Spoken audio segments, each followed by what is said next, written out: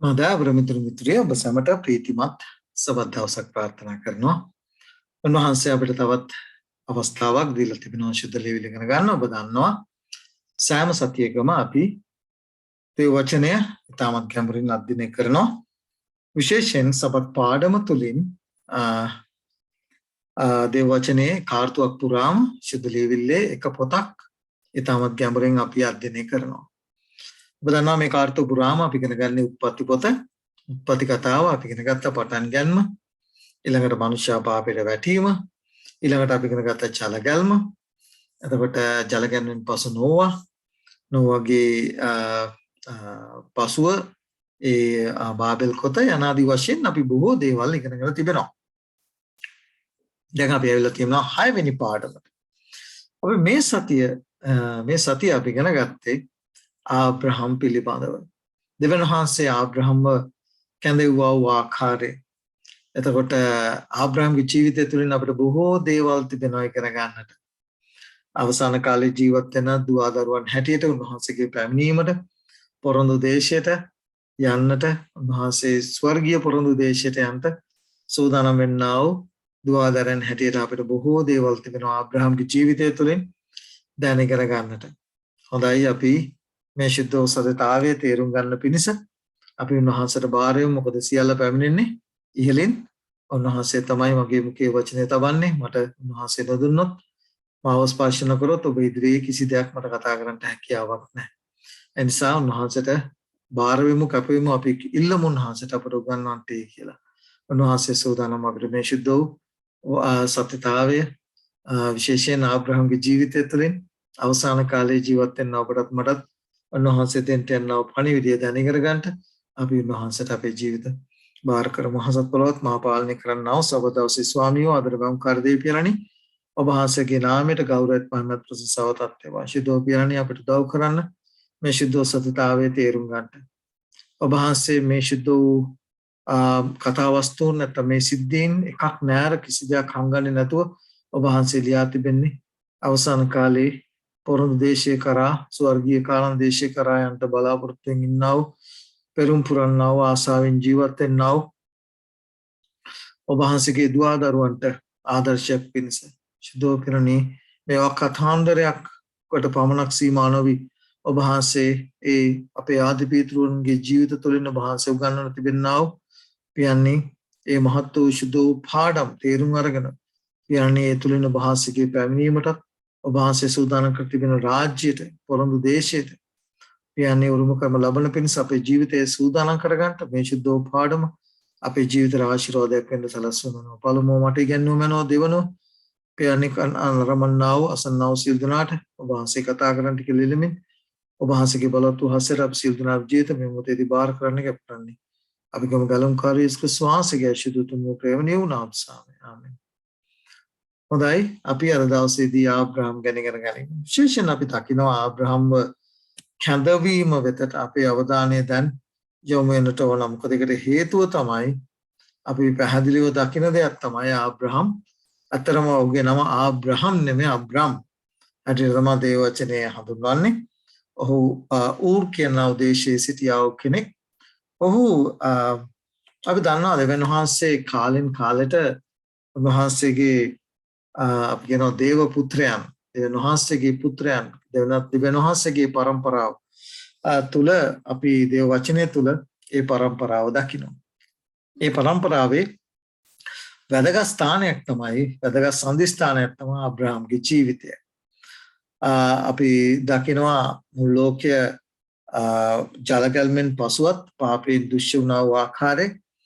නමුත් ඔය සියලු දුෂ්ටකම් මැද්දේ දෙවියන් වහන්සේට භක්තිවන්ත වූ, දෙවියන් වහන්සේට විශ්වාසවන්ත වූ ඉතිරියක් හිටියා සෑම කාලයකදී. ඒක අපි පැහැදිලිව දකිනවා.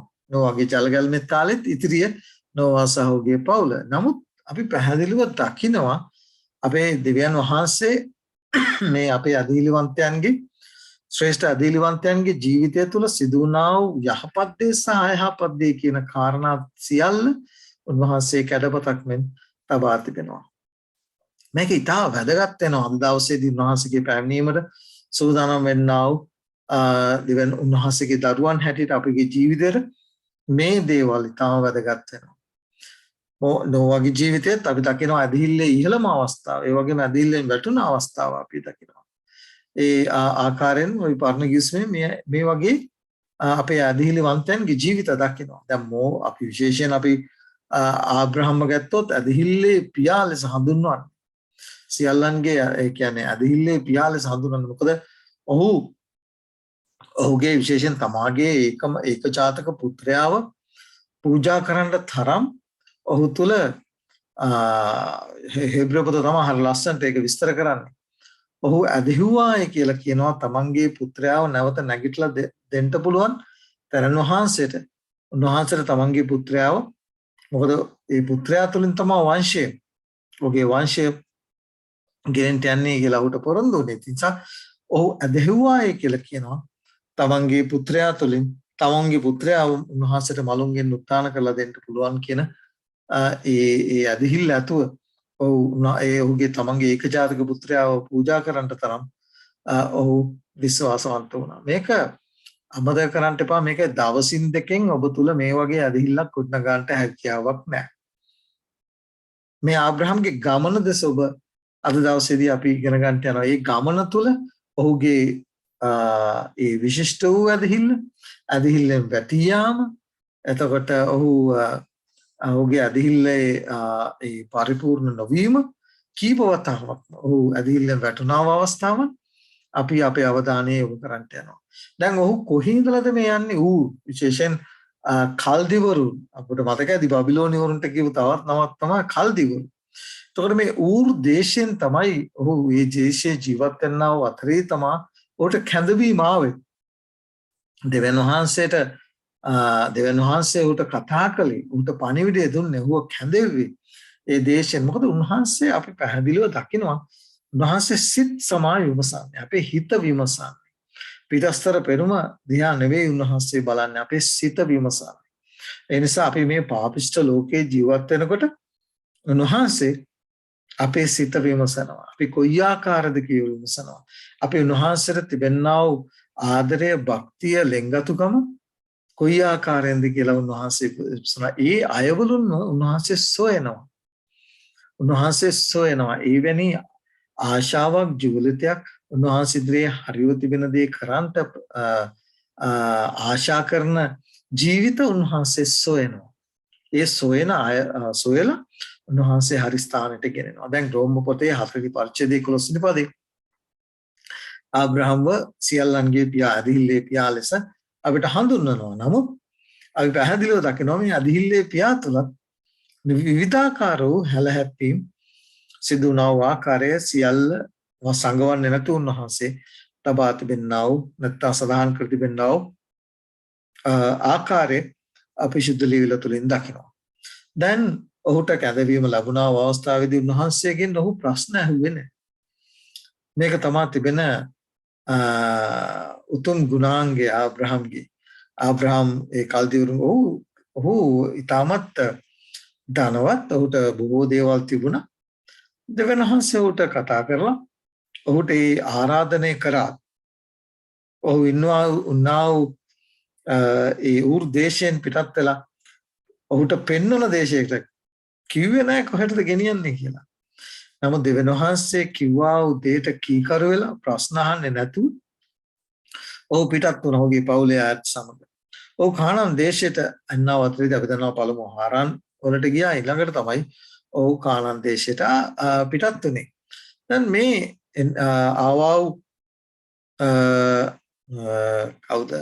අපේ ආබ්‍රහම්, අපේ ඇදහිල්ලේ පියා කානාන් දේශයේ ඉන්නව අතරේදී සිදුනා යම් සිද්ධියක් නිසා, නැත්නම් අපි කියනවා සාගතයක් නිසා ඔහු ඒ කානාන් දේශයෙන් පිටත් වෙලා යනවා, මිස්රේ බලා යනවා.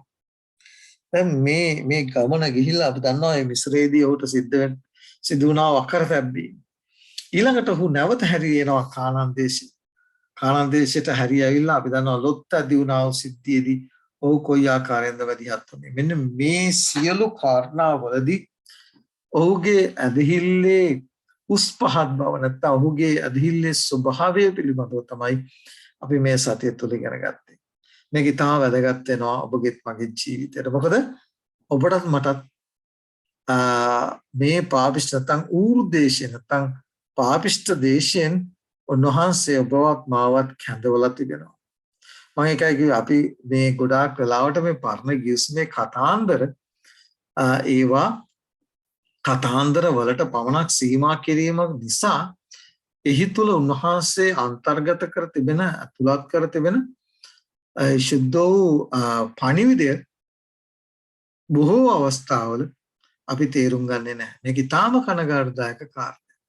අපි ගොඩාක් වෙලාවට ඒක කතාන්දරයට පමණක් සීමා කරලා ශුද්ධ ලිවිල කතාන්දර පොතක් නෙවෙයි. මම හැමදාම ඔබ ඉදිරියේ කියන දේ ශුද්ධ ලිවිල ඇවිල්ලා ගැලවීම ශුද්ධ ලිවිල තුල නිධානයක් තිබෙනවා. මේ නිධානය ඔබ මම සොයන්නට ඕන. අයියන් වහන්සේ මෙවැනි දේ අයියන් වහන්සේ පරණ ගිවිසුමේ ආදි පීතෘන්ගේ පාප පවා උන්වහන්සේ ලියා තිබෙන්නේ. ඇයි උන්වහන්සේ ශ්‍රේෂ්ඨ අධිහිලිවන්තයන්ගේ ඒ ශක්තිමත් අධිහිල සහ දුර්වල වූ අවස්ථාවන් ලියා තිබෙන්නේ. මේ සියල්ල අපි සෝදිස්ටි කරන්නට ඕන, විමසන්නට ඕන, අධ්‍යයනය කරන්නට ඕන. දැන් බලන්න උට ලැබුණා වූ කැළඹවීම උත්පත්තිපතේ 12 වෙනි පරිච්ඡේදයේ 5 වෙනි පදේ අපිට හම්බ වෙනවා මොනවද? අබ්‍රහම් මං කිව්වේ ඒක අබ්‍රහම්. ඔහුගේ පළවෙනි නම අබ්‍රහම් තමාගේ භාර්යාව වූ සාරයිද තමා සහෝදරයාගේ පුත්‍රෝ ලොත්ද ඔවුන් රැස් කර තිබුණු තමන්ගේ සියලු සම්පත්ද හාරාන්හි ඔහු ලබාගෙන සිටි මිනිසුන්ද රැගෙන කානාන් දේශයට යන පිණිස පිටත් වන ඔහු කානාන් දේශයට පැමිණි ඔය. ඔවුන් ඌර් දේශයෙන් හාරාන් වලට ආවා, ඊළඟට හාරාන් වලින් ඔවුන් කානාන් දේශයට ආවායි කියලා සඳහන් වෙනවා. එතකොට ඔහු කොහේ ඉඳලාද කොහාටද මේ ආවේ? ඔහු ආවේ ඌර් දේශයේ ඉඳලා, පාවිෂ්ඨ දේශයේ ඉඳලා. ඔහුට පාවිෂ්ඨ දේශයේ ජීවත් වෙනකොට ඔහුට දෙවියන් වහන්සේගෙන් කැඳවීම ලැබුණා. ඔහු ප්‍රශ්න කළේ නැහැ. ඔහු ඒ සියලු දේ නැත්තම් තමන්ගේ ස්ථීර නිවාසය නැත්තම් තමන් සිටියාව ඒ ස්ථානයේ අපි ගොඩාක් කලාවට අපි ඉන්නව ස්ථානය පදිංචි ස්ථානය අතහරින්න අපි ආස නැහැ. මොකද අපි ඔකට කියනවා ඉංග්‍රීසියෙන් කම්ෆර්ට් සෝන් එක කියලා. අපි හරි සැප පහසු වටපිටාවක ජීවත් වෙනකොට ස්වාමීන් වහන්සේ ඔබවත් මාවත් කැඳවුවොත් යම් කාරණයකට නැත්තම් විශේෂයෙන් අපි හිතමුකෝ සුද්ධ වූ සත්‍යතාවයට. ඒක තමයි තිබෙන හොඳම උදාහරණය. අපි දැන් අපි ඉන්නා වූ වාතාවරණය අපි හරි සෑහීමකටපත් වෙනවා. අපි ඉන්නා වූ ස්ථානයේ පිළිබඳ නමුත් සුද්ධ ලියවිල දැනගෙන ගන්නකොට ඔබට තේරෙනවා ඔබ ඉන්නා වූ ස්ථානයේ හරිද වැරදිද කියන කාරණා. එතකොට එසේ ඔබ තේරුම් ගත්තාම සුද්ධ ලියවිල තුළ ඔබට තීරණයක් ගන්න සිද්ධ වෙනවා. දැන් ස්වාමීන් වහන්සේ ආබ්‍රහම්ට කතා කරලා කිව්වා ඔබ එන ස්ථානය ඔබට ගැලපෙන්නේ නැහැ. ඔබට ගැලපෙන්නේ නැහැ. ඔබ එතනින් පිටත් වෙන්න ඕනේ කියන කාරණේ ඔහුට දුන්නා අවස්ථාවේදී කීකරුව ප්‍රශ්න ඇහුවේ නැහැ. ඔබ වහන්සේ මට කොහාටද යන්න කියන්නේ කියලා ඇහුවේ නැහැ. ඔහු පිටත් වෙලා වුණාස් ස්වාමීන් වහන්සේගේ ආණ්ඩට කීකරු වෙලා. දැන් ඔබත් මමත් කොයි ආකාරද? මෙන්න මේකයි අපි අපේ නහන්න ඕනේ. ආබ්‍රහම් එදා උන්වහන්සේගේ හඬට කීකරු වෙලා ඔහු පිටත් වුණා. ස්වාමීන් වහන්සේගේ හඬ අපිට සුද්ධ වචනය තුලින් ඇහෙනවා. ස්වාමීන් වහන්සේ ඔබටත් මට කතා කරලා කියනවා ඔබ ඉන්නා වූ ස්ථානය පිළිබඳව ඉන්නා වූ ස්ථානය හරිද වැරදිද කියන කාරණේ අපිට ස්වාමීන් වහන්සේ අපිට පෙන්නනවා. සුද්ධ ලියවිලට එකඟ දෙයක්ද ඔබ කරන්නේ එකඟ නොවන දෙයක්ද කරන්නේ කියලා ඔබට පෙන්නනවා. උන්වහන්සේට নমස්කාර කළ යුතු දිනේ හරි දිනේ සහ වැරදි දිනේ පිළිබඳව ඔබට පෙන්නනවා. මේ සියලු කාරණා ඔබට ස්වාමීන් වහන්සේ පෙන්නනකොට ඔබ උන්වහන්සේගේ හඬට අකීකරු වෙනවා නම් ඔබ ඒ හඬ ප්‍රතික්ෂේප කරනවා නම් මතක තියාගන්න ඕන මේ පණිවිඩය තමයි එල්දරව් 18 වෙනි පරිච්ඡේදයේ 4 වෙනි පදේ කියන්නේ. එල්දරව් 18 වෙනි පරිච්ඡේදයේ 4 වෙනි පදේ කියන්නේ තවද මාගේ සෙනගෙනි ඇගේ පාප වලට හවුල් නොවන පිණිසත් ඇගේ පීඩා වලට හසු නොවන පිණිස ඇගේ නිවත් එන්ටි කියන පණිවිඩය. එදා ආබ්‍රහම්ට දුන්නා අවස්ථාවේදී ආබ්‍රහම් පිටත් වුණා. ආබ්‍රහම් පිටත් වුණා ප්‍රශ්න ඇහුවේ නැහැ. මේ පණිවිඩය තමයි අවසාන කාලයේ ජීවත් වෙන්න උන්වහන්සේගේ දුවදරුවන්ට දී තිබෙන්නේ. එල්තරම් පොතේ 18 වෙනි පරිච්ඡේදයේ 4 වෙනි පදේ. ඒ පිටත් වෙන්න කියන කාරණයට පෙර එල්තරම් 14 වෙනි පරිච්ඡේදයේ 6 සිට ඔබ 12 දක්වා කියවොත් ඔබට එතන හම්බ වෙනවා පණිවිඩ තුනක් මහා බලයෙන් යුක්තව. මේ පණිවිඩ තුනට කීකරු වෙලා ඊර්දේශයෙන් ආබ්‍රහම් පිටත් වුණා වගේම ඔබටත් මටත් ස්වාමීන් වහන්සේ ආරාධනා කරනවා පාපිෂ්ඨකමින් අන්ධකාරයෙන් වැසී ගියව මේ ලෝකේ අන්ධකාරයෙන් නැත්තම් අන්ධකාර ඉගැන්වීම් වලින් අසත්‍ය වූ තම මිත්‍යා ව්‍යාජ ඉගැන්වීම් වලින් සුද්ධ ලීල තුලින්ම ගෙන්නා මේ ව්‍යාජ ඉගැන්වීම් වලින් ඈත් වෙලා සුද්ධ සත්‍යතාවය ඉගෙනගෙන එයින් පිටත් එන්නේ කියන කැඳවීම අද දවසේදී ආබ්‍රහම්ට කලාව හතරේදී ආබ්‍රහම් කීකරු වුණාseම ඔබට ස්වාමීන් වහන්සේ ආරාධනා කරනවා ඔබ ඉන්නා වූ අන්ධකාර ස්ථානයේ ඌර්දේශයෙන් කල්දිවරුන්ගේ දේශයෙන් පිටත් වෙලා එන්ටේ කියලා. තවර සහෝදර සහෝදරී එන්ට කිව්වා අතරේදී දෙවියන් වහන්සේ උට ආශිර්වාද කරන බව ඔහුට ගෞරවය නැත්නම් ගෞරවයට පාත්‍ර කරන බව ඔහුට ආරක්ෂාව දෙන බව පොරොන්දු වෙනවා. අපි ගොඩාක් වෙලාවට මම ඔබට මීට පෙරත් දැනුවත් කර තිබෙනවා. මම විශේෂයෙන් මගේ ග්‍රාමයේ ලංකාවේ ග්‍රාමයේ මම විශේෂයෙන් දේව වචනය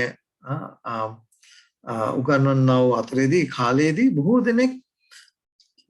බොහෝ දෙනෙක් තේරුම් ගත්ත විශේෂයෙන් අපේ කතෝලික සහෝදර සහෝදරියෝ තේරුම් ගත්තා උගන්වන දේ ඉගෙන ගන්න දේ හරිය කියන කාරණේ උන් තේරුම් ගත්තා උන් අවබෝධ කරගත්තා. නමුත් ඔවුන්ට එන්ට විදියක් නැහැ. ඔවුන්ට එතනින් ගැලවිලා නැත්තම් වැරි දෙයින් ගැලවිලා එන්නට හැකියාවක් නැහැ. මොකද ඔවුන් තුල බය තිබෙනවා. ඔවුන් තුල අනාරක්ෂිත බව ඔවුන්ට තේරෙනවා. ඔවුන්ට යම් යම් දේවල් අහිමි වේයයි කියන බය ඔවුන්ට තිබෙනවා. ශුද්ධ පාවුල්තුමා කියනවා උන්වහන්සේව පිළිගත්ත නිසා මට සියල්ල නැති ගියා පවණක් නෝ ඒවා කුණියයි සලකනවා. ආබ්‍රහම් හිතුවේ නෑ මට මොනවද නැති වෙන්න යන්නේ. මට මොනවද අහිමි වෙන්න යන්නේ කියලා ආබ්‍රහම් හිතුවේ නෑ. ආබ්‍රහම් උන්වහන්සේගේ කැඳවීම පිළි අරගෙන ඒ මහත් වූ කැපකිරීම ආබ්‍රහම් දෙවියන් වහන්සේ දුන්නා වූ මහත් වූ පොරොන්දුව කෙරෙහි පූර්ණ ලෙස අදහලා ඔහුට පොරොන්දු වුණා උන්වහන්සේ ආශිර්වාද කරන බව. ඔහුට පොරොන්දු වුණා ඔහුට ගෞරවය උරුම කර දෙන බව ආරක්ෂාව දෙන බව පොරොන්දු වුණා. දේව වචනේ බොහෝ පොරොන්දු තිබෙනවා. උන්වහන්සේගේ ශුද්ධ වූ දවසේ নমස්කාරයට අතුල් වෙන දුවදරුවන්ට පොරොන්දු වෙලා තිබෙනවා. උන්වහන්සේට විශ්වාසවන්ත සෙනගට දෙන්න තිබෙනා වූ පොරොන්දු උන්වහන්සේ පොරොන්දු වෙලා. කී දෙනෙක් සූදානම්ද මේ පොරොන්දු කෙරෙහි අදහලා පොරොන්දු රස බලන්න. උන්වහන්සේ කියනවා මම මේ පොරොන්දුව නුඹගේ ජීවිතේට ඉෂ්ට කරන ඔබ මේ දේ අතහැරියු. මේක ඊටාම උන්වහන්සේගේ බොහෝ පොරොන්දු මොකක්ද? අපි දකින දෙයක් තමයි උන්වහන්සේගේ පොරොන්දු කොන්දේසියක් මත දීලා තිබෙනවා. යෝෂුවාගේ පොතේ ගත්තොත් මොනවද කියන්නේ? ඔබ උන්වහන්සේගේ හඬට ඕනෑකමින් කන් දෙලා ලෙවි කතාව පොතේත් කරලා සඳහන් කරනවා මම නුඹට අනකරන සියල්ල නුඹේ සිතේ තබාගෙන ඒ සියල්ල දකුණටවත් වරමටවත් හැරෙන්නේ නැතුව ඔබට මේ දී තිබෙන මේ ඔබගෙන් මම ඉල්ලන මේ කීකරුකම ඔබ කීකරුව සිටියොත් ඔබට මේ සීල ආශිර්වාද ඔබට ලැබෙන්න යනවා කියන කාරණා. නමුත් අපි ගොඩාක් වෙලාවට පැකිලෙනවා. ගොඩාක් වෙලාවට අදිමදි කරනවා උන්වහන්සේගේ පොරොන්දු කෙරෙහි විශ්වාසය තබන්න. උන්වහන්සේගේ පොරොන්දු කෙරෙහි විශ්වාසය තබන්න. ඇයි? උන්වහන්සේ අපෙන් බලාපොරොත්තු වෙන ඒ ඇදහිල්ල අප තුල තාම ගොඩ නැගිලා නැහැ. සමහර වෙලාවට අවුරුදු 3-4ක් වෙන්න පුළුවන්, අවුරුදු 10ක් 15ක් වෙන්න පුළුවන්, 20ක් 30ක් වෙන්න පුළුවන්. උන්වහන්සේව දැනගෙන නමුත් මමත් ඇතුළුව තව මොනතරම් දේවල් තියෙනවද අපිට අතහර ගන්න බැරුව. කල්පනා කරලා බලන්න. මම දන්නේ නැහැ ඔබගේ ජීවිතය. මම දන්නේ මගේ ජීවිතය ගැන පමණයි. අපි කී දෙනෙකුට තව තිබෙනවද උන්වහන්සේ අපෙන් ඉල්ලන දේ අපිට තවම අතර ගන්න බැරුව අපි ආසාවෙන් බදාගෙන ඉන්න දේවල්. නමුත් ආබ්‍රහම් එහෙම හිටියේ නැහැ. මෙන්න මේ ඇදහිල්ල තමයි ඔබත් තව තුළ මා තුළ ගොඩනගා ගන්න. මෙන්න මේ ඇදහිල්ල තමයි උන්වහන්සේ වෙනුන් මගුරුන් බලාපොරොත්තු වෙන්නේ. ආබ්‍රහම්ට ආශිර්වාද කරන බව, ආබ්‍රහම් කර්ත කොටගෙන අපට ඉන්න ජාතීන් ආශිර්වාද ලබන බව උන්වහන්සේ පොරොන්දු වුණා. එනම් පළවෙනි පියවර උනේ මොකද්ද? ආබ්‍රහම්ට මොනවද? කල්දිවරුන්ගේ දේශයෙන් පිටත් වෙලා පැමිණීම. ඒක තමයි උන්වහන්සේ ඔබට මගට බලාපොරොත්තු වෙන්නේ. ඔබ සත්‍යතාවය දැනගෙන ගත්තාම මොකද කරන්න ඕනේ? ඔබ ඉන්නා වූ ස්ථානයේ වැරදි බව තේරුම් ගත්තාම එතින් පිටත් වෙන්න ඕනේ. තුරු ටික උන්වහන්සේ බලාගන්න.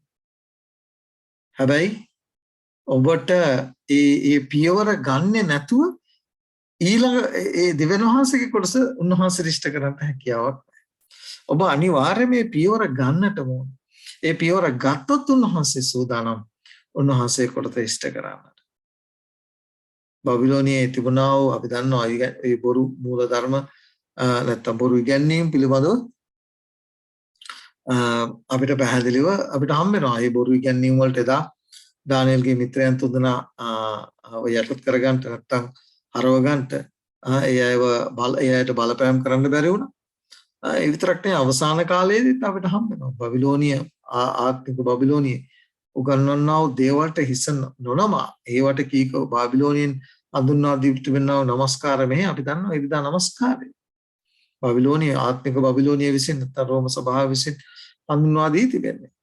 එතකොට මේ දේවල් වලට අවනත නොවි උන්වහන්සේ ඉදිරියේ හරිව හිට ගන්නා වූ තැනත්තන්ට අපි ගොඩාක් කලකට බයයි මේ තීරණය ගන්නටයි. මොකද ආරක්ෂාව ලැබෙයිද අපිට ඒ ආශිර්වාද පොරොන්දු අපේ ජීවිතේ ඉෂ්ට කරයිද?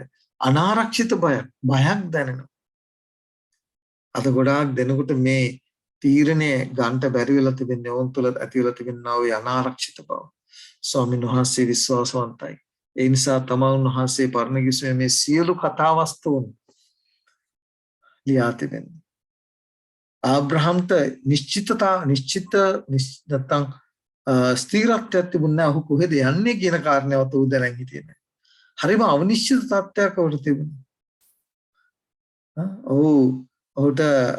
ඔහු දැනන් හිටියේ නැහැ කොහෙද යන්නේ කියලා. හේබ්‍රු පුතේ එහෙමයි කියන්නේ. Taman කොතනට යන්නේ දැයි නොදැන. ඔහු පිටත් වුණායි කියලා. අපි නම් යයිද? අපි නම් කරයිද? යන්නා ස්ථානයේ පවා නොදැන. නමුත් ස්වාමීන් වහන්සේගේ හඬට ඔහු අහුන් කන් දුන්නා. මේක තමයි ඔහු තුළ තිබුණා වූ පළවෙනි ගුණාංගය. ඊට උතුම් ගුණාංගය. දැන් මෙහිම මෙවැනි දෙයකට කීකරුණා වූ ආබ්‍රහම්ට මොකද වුනේ?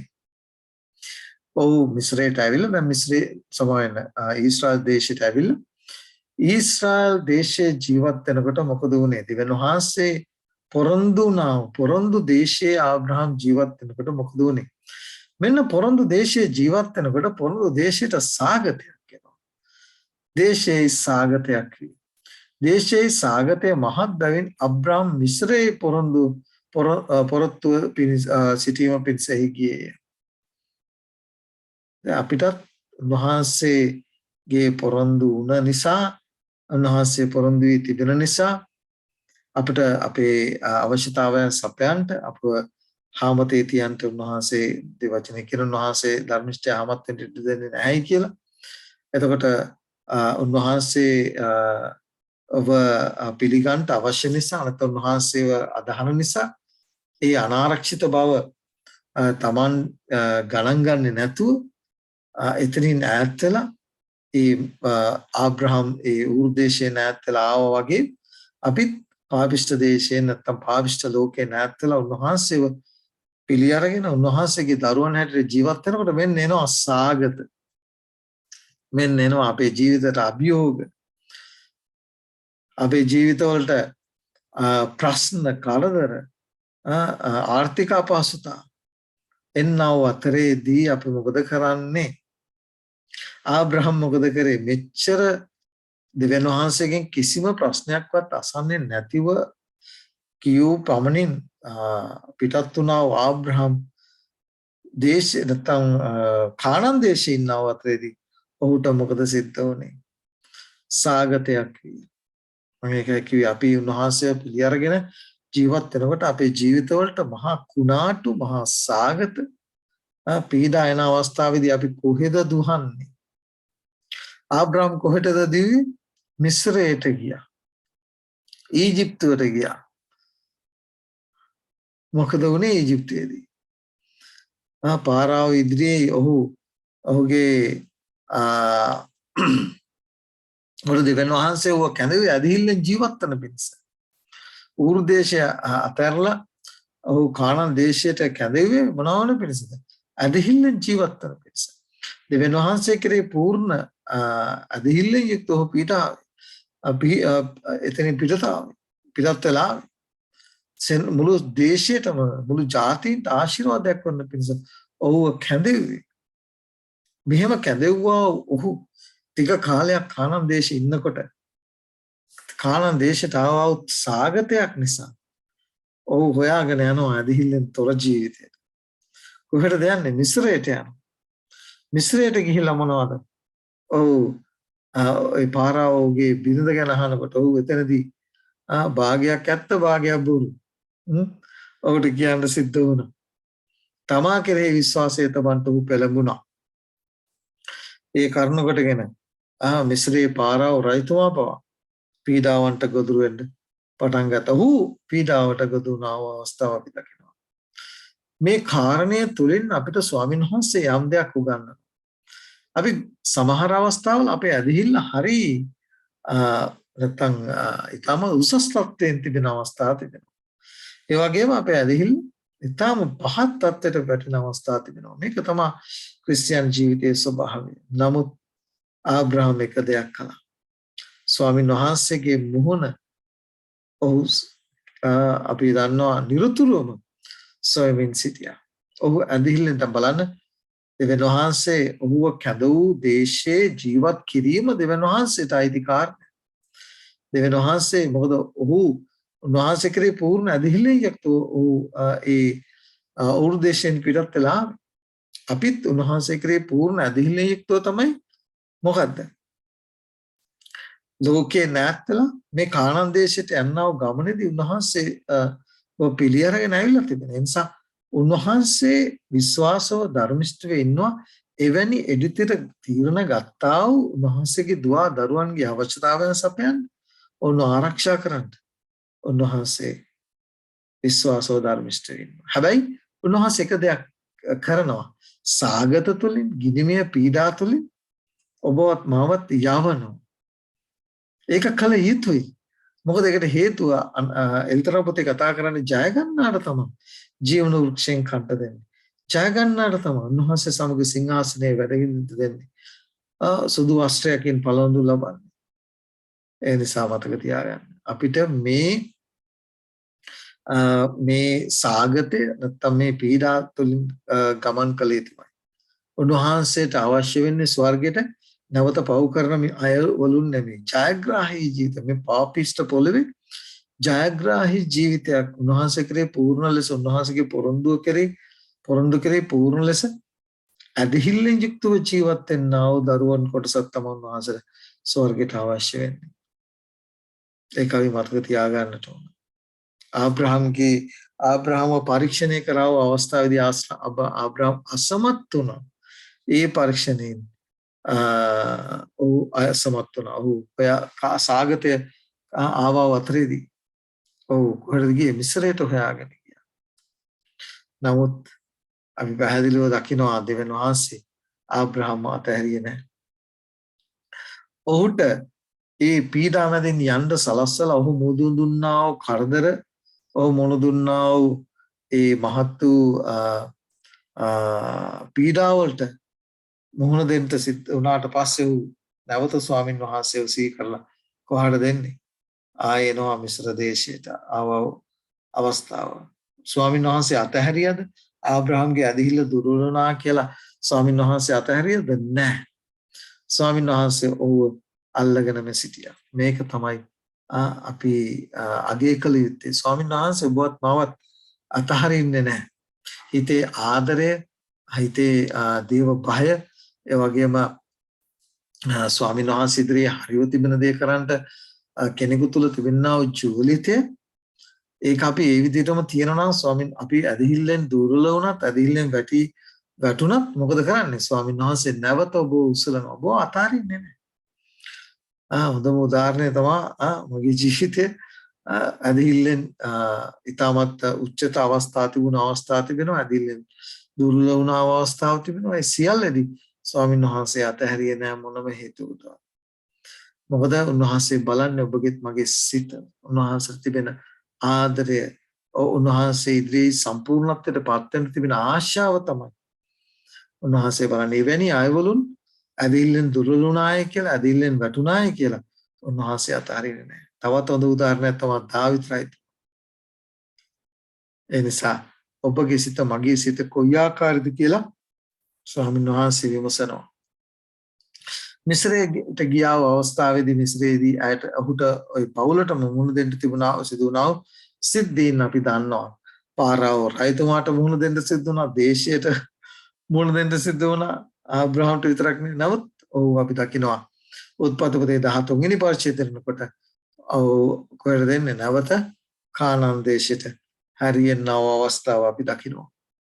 ඔහු දකුණු දිශාවේ සිට බෙතෙල් දක්වා ගමන් කරමින් බෙතෙල් සහ ආයි අතරේ පළමු තමාගේ කූඩාරම තමා විසින් මුල්දී සෑදූ පූජාසන තිබුණා ස්ථානයට පැමිණුණෝය. අපි මතක තියාගන්නට ඕන කාරණයක් තමයි අපි වැටුණා වූ අතරේදී අපි වැටෙන්නා වූ අතරේදී අපි ස්වාමින් වහන්සේව සිහි කළ යුතුමයි. නැවත ස්වාමින් වහන්සේ වෙතට හැරී ආ යුතුමයි. පවුලේ පූජාසනය ගොඩනැගිය යුතුමයි. නමස්කාරය ගොඩනැගිය යුතුමයි. පෞද්ගලික නමස්කාරය ගොඩනගාගත යුතුමයි. මෙවැනි දේවල් තමා මෙවැනි ආත්මික ව්‍යායාම තමා ස්වාමින් වහන්සේ වෙතට ඔබව මාවලන් කරන්නේ. එනිසා මේ මතක තියාගන්නට ඕන. ආබ්‍රහම් තේරුම් ගත්ත ආබ්‍රහම්ට වැරදුනේ කොතනද? දැන් ආබ්‍රහම් ස්වාමින් වහන්සේ වෙතට ඇවිල්ලා මොකද කරන්නේ? මුලදී සෑදූ පූජාසනය තිබුණ අවස්ථාවට පැමුණේ. දෙවියන් වහන්සේ ආබ්‍රහම් ඇතෑරියේ නෑ. මොකද ඔහු තුල තිබුණා වූ කීකරුකමේ ආත්මය, ඔහු තුල තිබුණා වූ ස්වාමීන් වහන්සේට තිබුණා වූ භයපක්ෂපාතිකම, ඔහුගේ මනුෂ්‍ය දුර්වලකම නිසා ඔහු අධිල්ලෙන් දුර්වල වෙලා ඒ දේශයට සාගතේ ආව අවස්ථාවේදී ඔහු වෙනත් දේශයකට ගියා. නමුත් ස්වාමීන් වහන්සේ ඔහු අතහැරියේ නැහැ. ඔබත් එහෙමයි. අපි ප්‍රශ්න වලට සාගත වලට උනාට වලට මුහුණ දෙනකොට ස්වාමීන් වහන්සේ අතහැරලා වෙන වෙන දේවල් පස්සේ දුවනවා. ඒ වගේ දිවලා හති වැටලා ඔබට මතකද මේ වගේම දෙයක් සිද්ධ වුණා? අපි කියනවා ඒ රූත්ගේ නන්දම්මා නයෝමි සිද්ධ වුණා වූ කාරණේ අපි දකිනවා. ඒ බෙත්ලෙහෙම ඉඳලා කොහාටද? ගියේ වෙනත් රටකට ගිය අවස්ථාව අපි දකිනවා. ඒ නිසා අපි මතක තියාගන්න ඕන ක්‍රිස්තියානි ජීවිතය ඇවිල්ලා පීඩාකාරී ජීවිතයක්. සමහර වෙලාවට සාගත වලට පීඩාවලට මුහුණ දෙන්න සිද්ධ වෙනවා. අපි එක එක්කෙනාගේ ඇදහිල්ල ස්වාමීන් වහන්සේ පරීක්ෂා කරනු ලබනවා. අපි කොම්මන දුර ස්වාමීන් වහන්සේ මත රඳා ජීවත් වෙනවද කියලා අපිට අපි ජීවිතර එවැනි පීඩාවලට එවැනි සාගතවලට මුහුණ දෙන්න ඉඩ හරිනවා. ඒ අවස්ථාවේ ස්වාමීන් වහන්සේගේ සැපීම රසබල අත්දකින්න අපිට ඉඩ හරිනවා. මෙවැනි දේ තුලින් තමයි අපි ඇදහිල්ල ශක්තිමත් කරගන්න ඕනේ. ඔහු නැවත කානාන් දේශයට පැමිණ අවස්ථාව අපි දකිනවා. ඔහු කවදාවත් ඊට පස්සේ බිය වුණේ නැහැ. මොකද ස්වාමීන් වහන්සේ ඔහු සමග නිරතුරුවම සිටින බව තේරුම් ගත්තා. ඔහු මිස්රයේදී ඔහුගේ බිරිඳව ස්වාමීන් වහන්සේ ආරක්ෂා කළා. නමුත් ඔහුව ස්වාමීන් වහන්සේ ආරක්ෂා කළා. ඔහුගේ දුර්ලභකම ඔහු තේරුම් ගත්තා. අපි දකිනවා ඒ ආබ්‍රහම්ගේ සේවකයන් සහ ලොත්ගේ සේවකයන් අතර ගැටුමක් අවස්ථාවේදී සාමකාමී ලෙස ආබ්‍රහම් ඉඩහැරියා ලොත් තමන්ට අදාළ දේශයේ තමන්ට ආශා කරන දේශයේ තෝරගන්නට නිදහස් තේරීමක් දුන්නා. ඊළඟට ඒ නිදහස් තේරීම කරන කොටගෙන මොකද වුනේ? ලොත් අමාරුවේ වැටුණා. නමුත් ආබ්‍රහම් පොරොන්දු දේශේ නිදහස ජීවත් වුණ අවස්ථාව අපි දකිනවා. දේවචනේ කියනවා මිනිස්සෙකුට හරිව තිබෙන පේන මාර්ගයක් ඇතිය. ඒකේ කෙලවර මරණය කියලා. ඒ නිසා අපි හැම විටම සොයන්නට ඕනේ අපේ කැමැත්ත අපේ දෘෂ්ටි කෝණේ හරිව තිබෙන දේ නෙමෙයි. දේව වචනේට එකඟ දේ හරිව තිබෙන දේ තමයි අපි සොයන්න ඕනේ. දේ කොරින්ති පොතේ 1 වෙනි පළවෙනි පරිච්ඡේදයේ 20 වෙනි පදේ එනම දේශයේ දෙවියන් වහන්සේගෙන් ලද ත්‍යාගයක් වූ අතර ඒ ආබ්‍රහම්ගේ ඇදහිල්ලෙන් පිළිගත්තේ දෙවියන් වහන්සේ උන්වහන්සේගේ පොරොන්දු ඉෂ්ට කරනවා. ඊට කරන්ට උන්වහන්සේ විශ්වාසව ධර්මිෂ්ඨ වෙන්නවා. දැන් අපි දකිනවා දැන් නිදහසේ ජීවත් වුණා වූ ආබ්‍රහම් තමන්ගේ සහෝදර නැත්තම් ඒ ලොත් අමාරු වෙන අවස්ථාව දී ඔහුට ඔහු මුදවාගත් අවස්ථාව. එතකොට අපි දන්නවා මේ කානාන් දේශයට මිනිස්සු බොහෝ සටන් කළව අවස්ථාව මේ දේශය උරුම කරගන්න බලවතුන් දේශය උරුම කරගන්න සටන් කරනකොට ආබ්‍රහම් නිදහස් මධ්‍යස්ථව හිටියා. අපි දකිනවා එහෙම හැකියාවක් ආබ්‍රහම්ට ලැබුණේ ඇයි? දෙවියන් වහන්සේ පොරොන්දු වුණා ඔහුට. ඔයාට දේශය දෙනවායි කියලා. ඒ පොරොන්දුව කෙරෙහි පූර්ණ අධිහිලෙන් යුක්තව ඔහු ජීවත් වුණා. නැවත වාරයක් ඒක අපේ ජීවිතේ පාඩම් ගෙනෙනවා. කාලෙන් කාලෙට අපේ ක්‍රිස්තියානි ජීවිතේට නොයෙකුත් සටන් නැත්තම් අරගලයන්ට අපි මුහුණ දෙනකොට කලබලයටපත් විය යුතු නැහැ. කලබලයටපත් විය යුතු නැහැ. අපි තාම නිෂ්කලංකව ස්වාමීන් වහන්සේත් එක්ක ඒ පෞද්ගලික සම්බන්ධතාවයේ ශක්තිමත් කරගත්තාම අපිට ඒ උදව් වෙනවා මේ කරදරකාරී අවස්ථාවන්හිදී නිශ්චලව උන්වහන්සේ දෙන ගැලවීම ලෙස බලා සිටින්න අපට උගන්වනවා. ඒ නිසායි ආබ්‍රහම් කූල් එකේ කියනවා ඊටමත් නිස්කලංකව නිශ්චලව ඔහු සිටියවත්. හැබැයි ඔහුගේ ඥාති පුත්‍රයව ලොත් අල්ලාගත් බව දැනගත්තාම අපිට හම්බ වෙනවා ආබ්‍රහම් යුද්ධයට සූදානම් වුණායි කියලා. ඒ නිසා මේ කතාවත් අපේ ජීවිතේට ඉතාම වැදගත් වෙනවා. මොකද ආබ්‍රහම් බොහොම ටික මිනිසුන් ටික ප්‍රමාණයක් ටික දෙනෙක් අරගෙන තමයි මේ සටනට ගියේ. ඔබගේ අවධානය යොමු කරන්න ඕන නැවත වරයක් පරණ ගිවිසුමේදී. ඒ නගරය අල්ලගන්න මිනිතුන් 300යි අරගත්තේ ස්වාමීන් වහන්සේ තෝරගත්තා. මොකද ඒකට හේතුව ජයග්‍රහණය අමුම කර දෙන්නේ මිනිස්යාගේ බලයවත් ශක්තියවත් නෙවෙයි ස්වාමීන් වහන්සේගේ බලයේ ශක්තිය බව අපි දකිනවා. මෙන්න මේ කාරණය ආබ්‍රහම්ගේ ජීවිතයත් ඒ ආකාරයෙන් දිනපතා ඔහු පාඩම් ඉගෙන ගත්තා.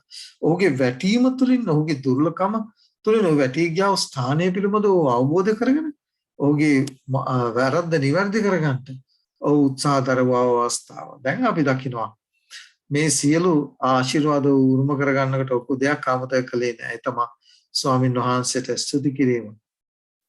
නැත්නම් මූල්‍යමය වශයෙන් අපිට හම්බ වෙනවා ඒ මෙල්කිසෙදෙක් පූජකයා ඒක හර ලස්සනට හේබ්‍රුව පොතේ හම්බ වෙනවා උන්වහන්සේ මෙල්කිසෙදෙක්ගේ පිළිවෙලේ හැටියට. එතකොට ඔහුව සමාදානයේ කුමාරයා හැටියට පර්ණගීසමේ මෙල්කිසෙදෙක් හඳුන්වනවා. ඒ වගේම සමාදානයේ ක්‍රිස්තුස් වහන්සේ සහ මෙල්කිසෙදෙක් අතර සුවිශේෂිත වූ සමානතාවයන් චුදෝ පවල්තුමා අපිට පෙන්වලා දීලා තිබෙනවා. ඒ නිසා අපි දකිනවා මේ සියල්ලදී චුදෝ අපි දන්න ආබ්‍රහම් කා වෙතද හැරුණේ? උන්වහන්සේ වෙතට හැරුණේ. උන්වහන්සේගේ පූජකයා වෙතට. උන්වහන්සේ වෙතට හැරුණ අවස්ථාව අපි පැහැදිලිව දකිනවා. එතකොට මේ ආබ්‍රහම් දැනගත්තට පස්සේ තමන්ගේ ඒ සහෝදරයාගේ පුත්‍රයාව අරන් ගියා කියලා මිනිසුන් බොහොම ස්වල්ප දෙනෙක් අරගෙන තමයි මොකද කරේ? ඒ ලොත්තු බේර ගන්නට කටයුතු කරේ. ඒ නිසා අපි මතක තියාගන්න ඕන මේ සියලු දේවල් ඔහු අත්දැක්කා. ඔහු නව ඔහුගේ බලයෙන්වත් ශක්තියෙන්වත් නව ස්වාමීන් වහන්සේගේ බලය ඔහු සමග තිබෙන බව ඔහු දිනපතා අත්දැක්කා. මෙන්න මේ සුද්ධව අත්දැකීමට තමයි ඔබවත් මාවත් උන්වහන්සේ කැඳවලා තිබෙන්නේ. ඒ නිසා ඒ උන්වහන්සේගේ නියෝජිතෙක් වෙන්නට ඔහුට ඒ ආශිර්වාදය ඔහුට ලැබුණා. දැන් අපේ සහෝදර සහෝදරිය අපිට ආබ්‍රහම්ගේ ජීවිතය තුළින් අද දවසේදී ස්වාමීන් වහන්සේ සුවිශේෂී වූ පණිවිඩයක් උගන්වනවා. ආබ්‍රහම්ම කැඳවුවා වගේ ඔබවත් මවත් නපුරු දේශයේ පාපිස දේශයෙන් කැඳවලා තිබෙනවා. අපි ප්‍රශ්න නොඅසා ස්වාමීන් වහන්සේගේ කැඳවීම පිළි අරගෙන යන්න ඕන. ඊළඟට මොකද වෙන්නේ? දේශයට අපි ඉන්නා වූ ඒ කිතුණු අපේ ක්‍රිස්තියානි ජීවිතේට සාගත පීඩා එන්ට උන්වහන්සේ ඉඩ හරිනවා. මොකද ස්වාමීන් වහන්සේගේ සැපවීමත් උන්වහන්සේගේ බලවත් වූ හස්තය අපට සම තබා තිබෙන බව අපට දන්නන පිණිස උගන්වන පිණිස දැනෙන පිණිස මේ දේවල් එවනවා. ආබ්‍රහම් පිටස්තර දේශයෙන් සහාය හොයාගෙන නැත්තම් ජීවිතයකට ගහ ගන්නට හොයාගෙන ගියා. අපි සමහර අවස්ථාවලදී එවැනි දේවල් කරනවා. නමුත් ස්වාමීන් වහන්සේගේ බලවත් සැපයීම අප සමග තිබෙන බව අපි නිරතුරුව මතක තබා ගන්න ඕන. ආබ්‍රහම් එක දෙයක් කරා මේ සියලු ආශිර්වාද ගැන ඇවිල්ලා මොකද කරේ?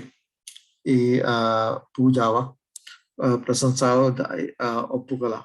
ඒ විතරක් නෙවෙයි උන්වහන්සේට රායිති කොටස උන්වහන්සේට ගෙනාවා. දැන් අපේ සහෝදර සහෝදරයෝ ඒ නිසා අපි මතක තියාගනිමු.